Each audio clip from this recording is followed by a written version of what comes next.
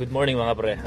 Ako ngayon ay hindi pumasok kasi sumakit yung ulo ko kanina. Kaya bumili ako ng mga karne kung saan makakatipid ako mga pre. Ayan pre, oh, dyan ako bumili ng karne. Pangmasa ang presyo. Ngayon ay uuwi na ako. Ako pre, ayan, dyan ako bumibili ng karne pre. Kung minsan bumibili ako ng kalahating kargas, nagkakahalaga lang ng 110 o 130, depende sa laki pre, no? Kasi ang per kilo nila ay $3. Kaya kung gusto mong makamura, bili ka na lang ng isang buong baboy, tapos i-stock mo. Tulad ng sabi ko kanina mga pre, hindi ako nakapasok yun kasi medyo sumakit yung ulo ko. Ay ng alas 5, yung aga kong nagising, alas 5. Medyo sumakit yung ulo ko mga pre, kaya hindi ako nakapasok. Kaya ang ginawa ko na lang, bumili ako ng pang-stock na lang. Kasi hanggang alas 2 lang yung store hour nila mga pre. Kaya paglabas namin sa High Life, lumalabas kasi kami mga pre 2:40, madalas 2:40. Kaya sarado na kung kami ay bibili pa sa kanila. Ganyan lang yung paligid. Yung school na yun.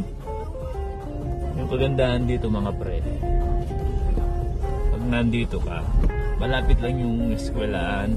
Ayan lang pre, oh, eskwelahan na ng mga bata yan, grade school. Ayan na. Diba?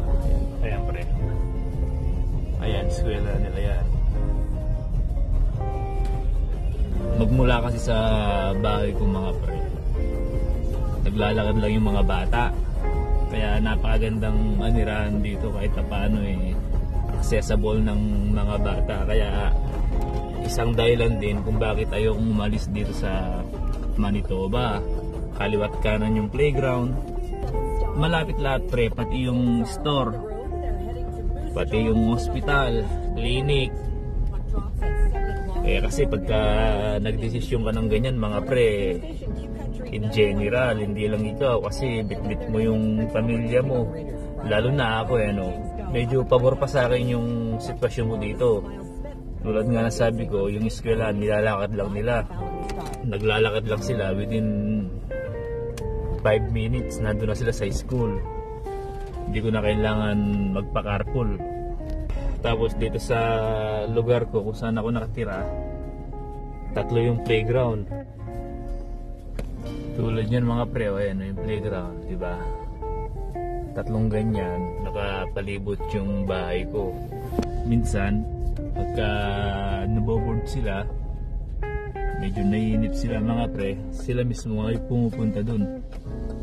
Kasi nga malapit lang sa bahay, 2 minutes lang nandun ka na sa playground. Kaliwat kanan yung mga playground, malapit.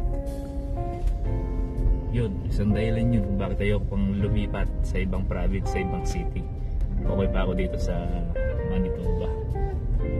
Siguro in the future pwede lilipat, pero as of na wala pang plano.